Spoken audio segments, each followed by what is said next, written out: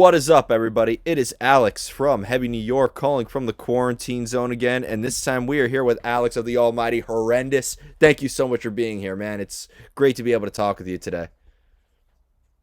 Thank you so much for having me on. It feels very exciting to do anything music related in this version of the world. So it's a big thrill for me. Yeah, and hey, you got a couple of things happening because we got the St. Vitus stream happening, which, to tell you the truth, because Horrendous seems to almost be like the guest, like the way that like hardcore bands were like usual guests for CBGBs. I almost feel like Horrendous is like the St. Vitus band, or at least one of them. So, like, tell us right now, is this gonna just be an average stream? You with the classic St. Vitus logo in the background. What could we be expecting from the Horrendous live stream at St. Vitus? It's a good question. It's funny. I love that you mentioned that because I think that we have a similar feeling about Vitus in particular, and other situations. Horrendous tends to be, I feel like we get asked to be along a lot of different packages. Sometimes we're headlining, but a lot of times I feel like we get chosen to be as like some like ideal filler for something. But as far as St. Vitus goes, like it's like a home away from home for us. I mean, as you probably know, I'm a newer member of the band. Yeah. I've been with them for a little over 5 years now. But, from then onwards, Vitus has been, one of the mainstays for us, always taking care of us, always supporting us like through and through. But even before I joined the band, I know that was the case. The band playing there as a three-piece plenty of times and having a lot of their like first breakthroughs there. So, I mean, as far as the stream goes, it is the first time that Horrendous has really been filmed in this way. This is a little bit different in that it was professionally filmed, lots of different angles, edited wonderfully by the Max Volume Silence person. I'm blanking on his name, Frank, I think. Yeah. But there are some special things about the stream that people can get a little excited about. It is first of all, we performed with everything we have because it's the only time we've performed since COVID started. So despite the decibel stream, Vitus got it first. So the energy is there in a way that probably will never be again. But in addition to that, there are a few songs that have never been performed live before. Some from the recent record Idol, which we just never got the chance to play live because of set list restrictions, and obviously COVID broke into our last touring phase. But there's also one song not from Idol and not from any of the releases so far. New song? I don't want to say too much. I don't want to spoil it. Fans might know it, maybe not. I can't say too much. All right. Well, keep your ears peeled. All right. Yeah, that's your dog like chiming in. Like, I know what the song is. Is. Like, I've heard. Yeah, she's heard me rehearse it. Yep. But you mentioned like being the newer member and being that Idol was your first contribution to Horrendous, right? So Correct. Were you kind of like looking when you joined up with Horrendous? Were you kind of like looking at albums such as The Chills? Pun not intended, but or like the last couple of albums, being like, okay, this is how I have to play, this is what Horrendous is all about, or being that you've played with a small handful of bands, like you played with Midnight Hellion for a while, right? It's funny that you know that.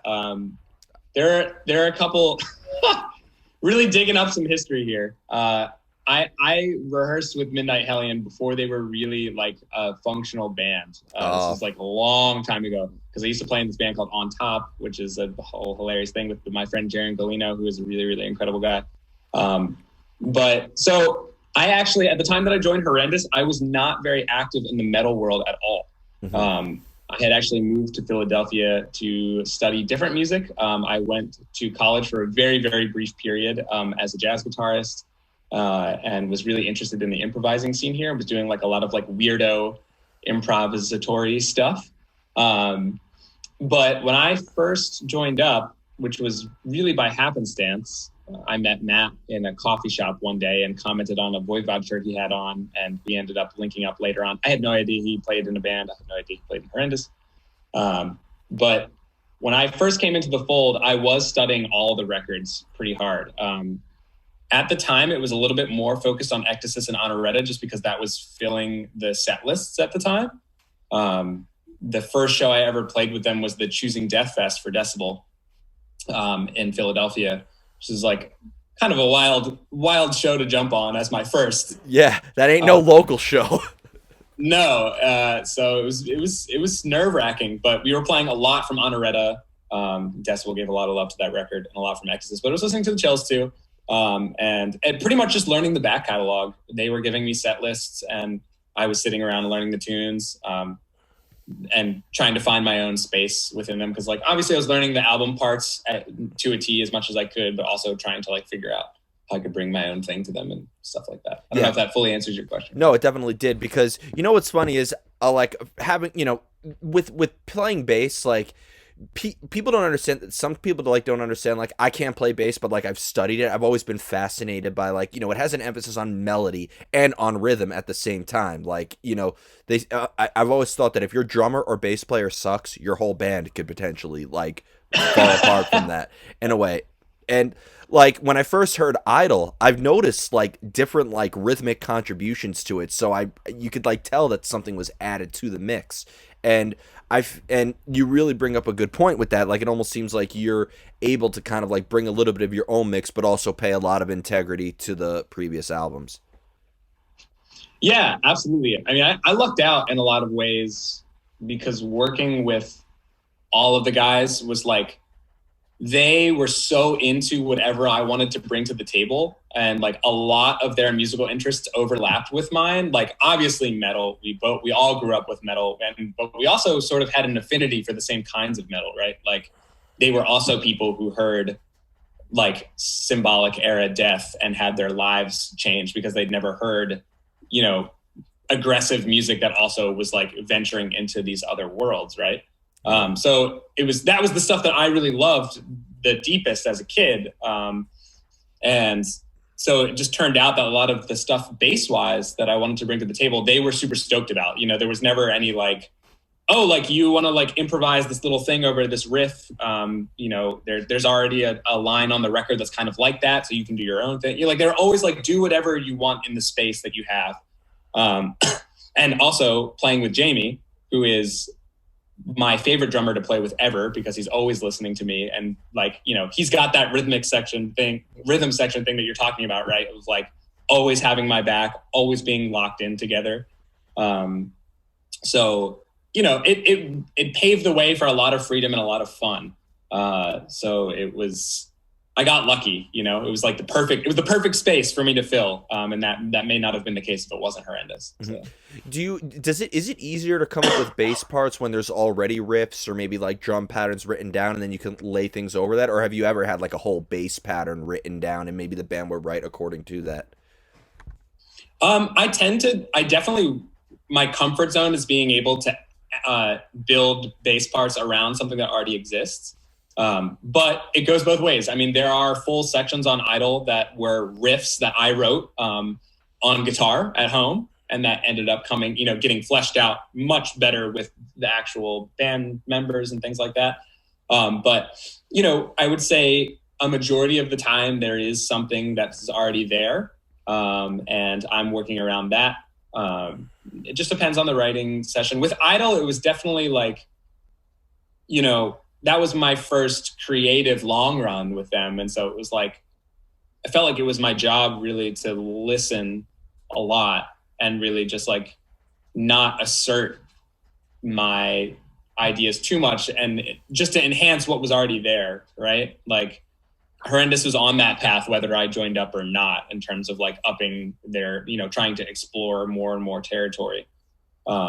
So, you know, they were always open to me writing parts and coming up with anything I wanted to bring to the table. But with Idol, I think I definitely did a lot of listening and did a lot of building around parts that Matt and Damien and Jay were bringing to the table.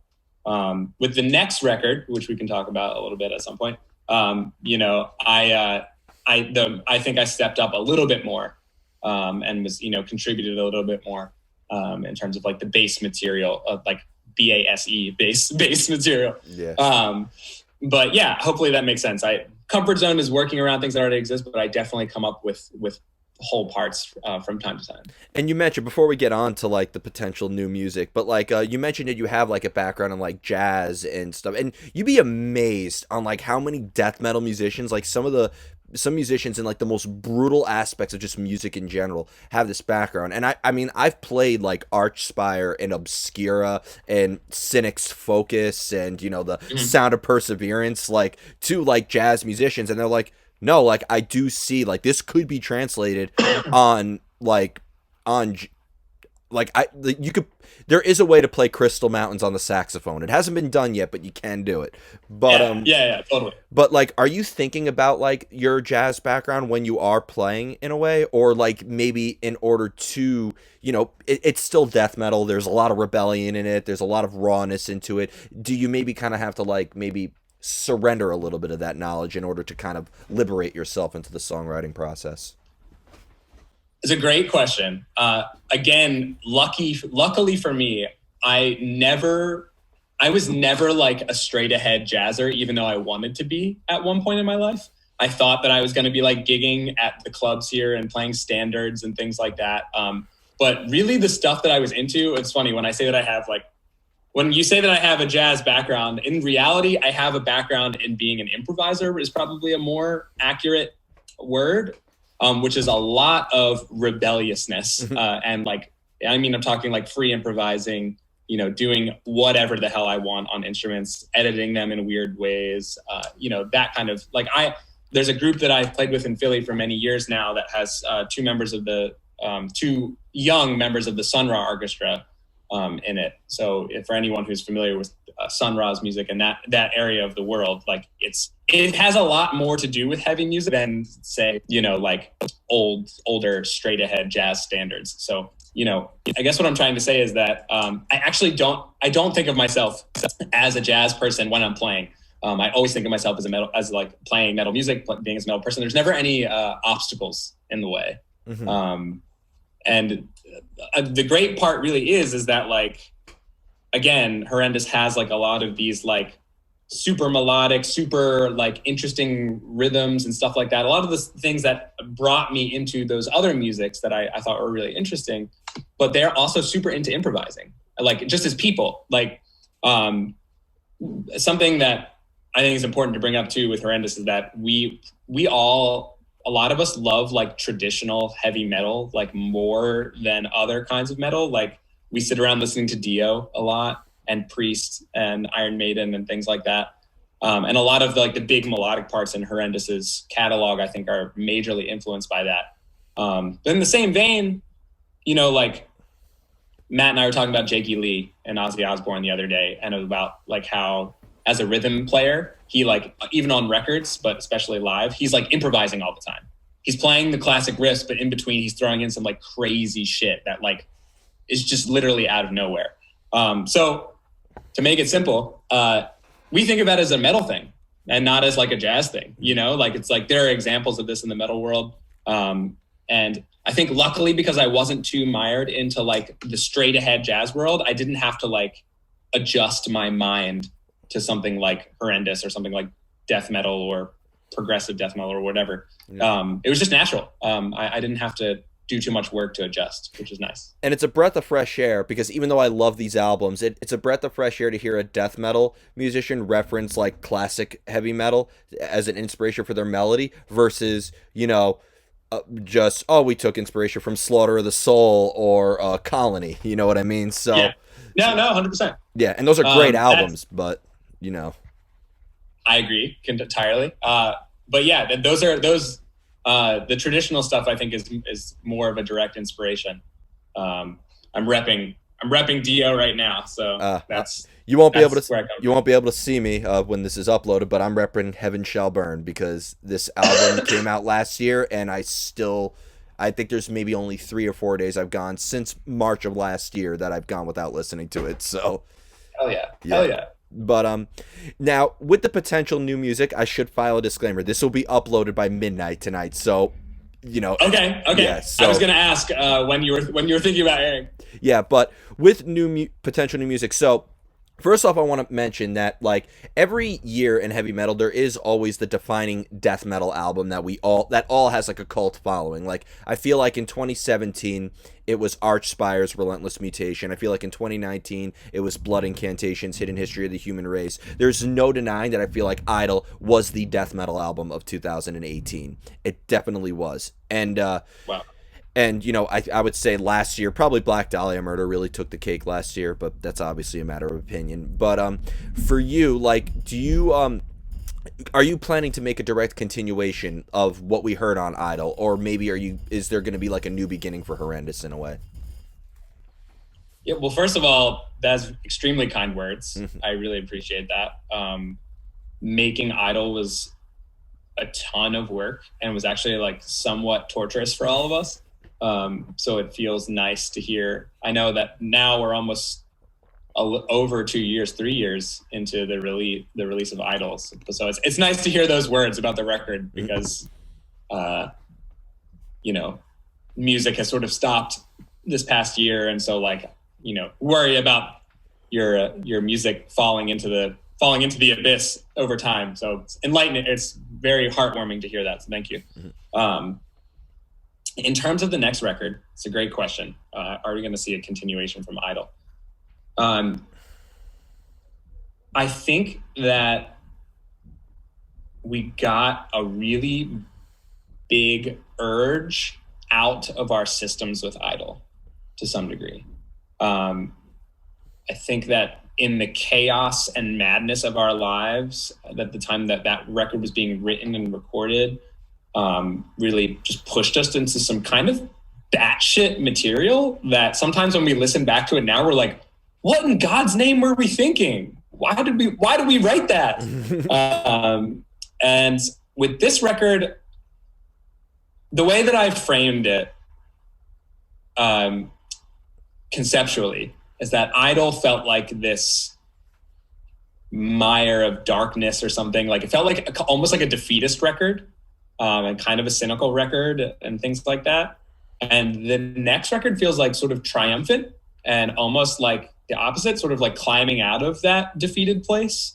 And because of that, I think that there's a lot more space and room to breathe in the new stuff. I know I'm being incredibly cryptic here. I don't want to give too much away. There's some gentle ballads on the next album. Yeah, well, I think it's super aggressive. I'll say that. The next record is extremely aggressive, but also super fun. And like in maybe a way that maybe some people felt that Idol wasn't, because there was so much going on. There's an extremely fast pace. There's a lot of dynamics on Idol, and there's also going to be a lot of dynamics on the next record. You're going to hear some things that I think might surprise people, just in terms of the way the record's built. Some in-betweens of songs and things like that, some little experiments that we're doing. But I think that we want the next record to be like huge. In terms of just it's funny, Gatecreeper had sort of talked about this term when they released their last record about like arena death metal. And we always, like I said, being influenced by like the traditional heavy metal stuff, that was like, we never fully came to a term, but that was like something that we really felt we identified with. So I think just like fucking death metal meets like seeing Ozzy Osbourne at an arena or Dio at an arena, like things like that. There's a lot of that on the next record. I don't know. It's hard to answer because we're still putting the record together. All the material is pretty much ready and everything's on the table, but we still have a lot of recording to do. And a lot, because Damien records and mixes everything, so much happens in the recording process that we never expect. In fact, just last weekend, Matt and Jamie were with Damien recording some of the new material. I've been listening to it the past couple of days, and there's stuff that was not present before the recording session. I mean, like ideas that they just came up with as they were recording that totally flipped the script on the songs, and like brought something totally new to it. So it's hard to say what the record's going to be when it's fully done. But just expect something extremely large, uh, concise. I think it's a little less. There's not as much craziness as the last record. I think it's a little bit more streamlined, hopefully a little bit more digestible or something like that. And it's just expected to be like big-hearted and big-spirited in nature. More focused. More focused, I think. I think Idol, like a lot hit the wall. You know, we were throwing a lot of ideas at the wall to see if certain things were possible. Now we understand the way that those things work a little bit more. We see things that we would do different. And now, like, you know, we want things to be memorable. We just like going and putting down fucking like, you know, like A Shot in the Dark or like Out in the Cold, you know, like these fucking old metal songs that were fucking larger than life, but like you also remember them, right? Yeah. Like we want a little bit more of that. Vocal lines that people pick out and maybe want to sing with us when we play again, because we're going to be entering a world where like no one's gone to shows for years, and we want people to look at the stage and see us playing with everything we have and be able to like get into it, right? Like grab onto something and like ride with us, essentially. Yeah. Well, if there's anything, I just think there's a lot more room for that. If there's anything we learned from Cynic, focus is really good. So. I don't know if that's what you meant before when you said focus. Well, I like puns. I'm sorry. I just try to throw in metal puns when I can. No, I'm all for it. Yeah, I definitely earned myself a couple dislikes on this video for that, but fuck it, worth it. Hopefully that makes sense. I can't say too much about the record at this current stage, but I just. So hopefully I don't sound like totally nonsensical when I'm saying this. Well, you got to be vague sometimes. I mean, we can't give too much away. Otherwise, I won't be able to upload this interview till maybe next year. So right. Yes, I have to. I have to hold certain things back. Yeah. But I have two more questions for you.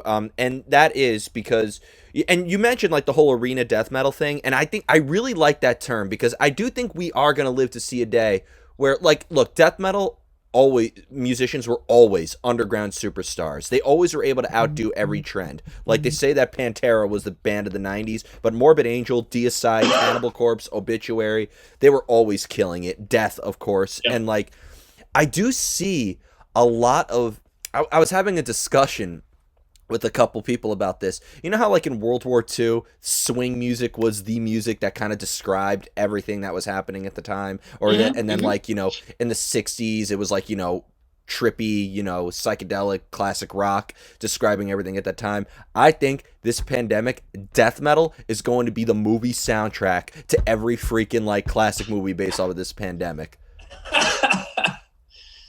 Yeah, that's funny. I hadn't thought of that, and I think that, I mean, like what other music like describes the peril that we've endured over the past between year? The pandemic, the unrest, the conspiracies that have been surrounding it. I mean, there's going to be a new genre called conspiracy metal. Hypocrisy already laid down the groundwork, but that's going to happen. Yeah. Like I just really see that, you know, like in the 1940s, it was, my man is off to the war. My man is off to the war. Yeah. 2020, death metal is going to be representative of what we are in store. When they watch in 100 years, when they're describing this pandemic to the history classes, they're going to be hearing some sick riffs to go along with those documentaries. Yeah, man. And I'll say this too, as a small sort of personal feelings teaser about the next record in relation to what you're saying. I think the way that I hear LP5, as we call it, since it is yet to have a title, it definitely feels to me like it embodies like a resilient nature in people, like, and sort of like some of the aspects of humanity that have come to the forefront through this pandemic, and people like surviving some seriously fucked up shit, and fighting back, and, you know, and sort of like trying to figure out like, how am I going to make it through this? And then like, you know, get back up on my feet when this is all over, and what am I going to do? And what is my life going to look like? You know, a lot of people reevaluating their lives in this time. I can't say where this is from, but I'll just say that, like, as far as the next record goes, the phrase "keep on climbing" is something that comes to mind, and there's something from the record, Keep On Climbing. I love that term, and that can go perfectly with what we're going through right now. Yeah, for sure. Yeah. So I'm hoping that the music will offer some of that like proper soundtrack to people's lives when it comes out. I really hope so. Yep. And that leads me into this because, we have the St. Vitus stream happening. And, like, again, you've always been, like, the regular, like, you should, Horrendous might as well just be the band that plays on the Brooklyn Bridge to welcome people into Brooklyn because of how often you play. It's you and I Hate God need to have a yearly competition on who plays in Brooklyn the most. But, yeah. but, I've seen Horrendous live numerous times, and I'm always just so into the show. Like, it's not just like watching you play, but you have great fans. It's always a great time the way that we interact with each other. But for you, is there maybe a similar energy that you put into the live presence as you do when you're songwriting, or do you consider them two completely separate arts altogether?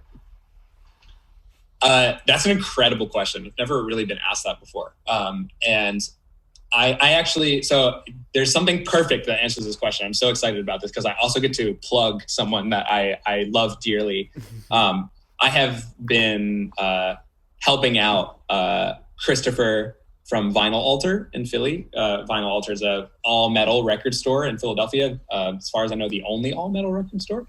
And I've been helping him out. We've been talking a lot. And we talk a lot about bands and their aesthetics and the way that they perform. And, he's an artist. He always has been an artist. He's a painter, but also like loves metal music and knows the music inside and out. And is always has so many thoughts on different aspects. Like he sees a lot in bands' performances that I don't even pay attention to. But we were talking about just this exact thing the other day. And what I told him was that like the performance, the Horrendous performance that you see on stage is exactly what it's like when we're playing in a basement, rehearsing and writing. Like we write new parts and then we get so ridiculously excited about them that we're like literally running around and like headbanging and performing like in the basement. Like there's no faking for us. Like we are just that excited and just that animated when we're writing and it's just us and there's no one watching. Wow. So I think of them exactly the same. I don't see them as different. Like there isn't like a stoic, like sitting around the fucking like, round table and being like, oh yes, like we could do this there and that would be perfect. It's like literally just us having like being a bunch of fucking rascals drinking, like writing, like fucking shit up and trying things out, throwing things at the wall to see if they work. Like it's all fun. It's all like hard. I mean, like it can be grueling. Like we'll play for hours and hours and hours on end. And sometimes we don't figure some part out or, we record something, we come up and listen to it and we're like, oh, fuck, it's not right. But I would say, 99% of it is just like that same exact spirit, like all smiles, like having a fucking ridiculous time, feeling larger than life, and just trying to bring some of that just like high energy spirit to our own lives. When we go to perform, we're just trying to rehash that because that's how we feel. That's what we want to feel. We want other people to feel that way. You know what? I pitched this slogan to Cannibal Corpse when I interviewed Rob Barrett a couple months ago or last month, and they have yet to use it. So maybe I'll pitch it to you. Maybe you'll use it. This is how you describe Horrendous' music: evil music for good people. Yeah. Yeah, man. That's exactly how we feel. We're all into that, right? Like you've mentioned a lot of the rawness, the rebelliousness, the fucking dirtiness. Like we're all into that. That's a part of who we are, but there are also other aspects. And we try to bring that to the table too. Like metal is about like feeling larger than life for that short period of time that those songs are blasting in your ears or that performance is in front of you. And like, we're just trying to live that way, So definitely, I'm right with you. Definitely. So before we go, I want to thank you for such a great conversation and thank you so much for your time. Is there just anything else with Horrendous you would like to promote? Like, maybe plug where people can access the St. Vitus stream and anything else with Horrendous you would like to plug for merch and all that good stuff. Yeah, for sure. I know that I'm going to forget things and I'm just going to like send an apology out into the void to whoever I miss here. But first of all, thank you for having me. Interviews really feel special and especially in this version of the world. So thank you so much. I had so much fun. Love talking about this shit. Hopefully we can hang out when the world is back to a different state. Absolutely. And as thank you to St. Vitus for everything you've done for Horrendous over the years. I don't think that we could be where we are without you. You're one of the best metal music venues ever. Everyone that works there, just like I'd say full heart of love there. So thank you for everything. Super excited for the stream. If anyone wants to get tickets to the stream, you can go to St. Vitus's page on Instagram or Facebook. There's like a dice.com link. It's a little bit confusing, but there you can get your tickets there. The stream will be available for 48 hours. For some reason, you can't catch it right as it airs. And yeah, I mean, thank you to Caroline and George and Jim Beam for sponsoring the event. My good friend Tim, who was my old boss at a restaurant and music club many years ago, actually came, and that's how we got the Jim Beam thing set up. That's cool. Yeah, I mentioned it to him, and he was like, "I want to do this." He's a big metal fan, and honestly, one of the coolest people I've ever met. So big thanks to him, and thanks to everyone who's planning on tuning in, and thanks to anyone who's watching this interview. It feels so special. I hope that the stream and the performance brings people some fucking energy and makes them feel like the world might be able to wake up to a brighter future than sometime soon. I just got the vaccine. I had a fever of 100 degrees last night. I felt like shit. But I'm apparently fully vaccinated. In a month, I'll be like immune, so they say. So good luck to everyone out there who's going through that process. And yeah, we'll see you on stage. Use this time to write some sick riffs.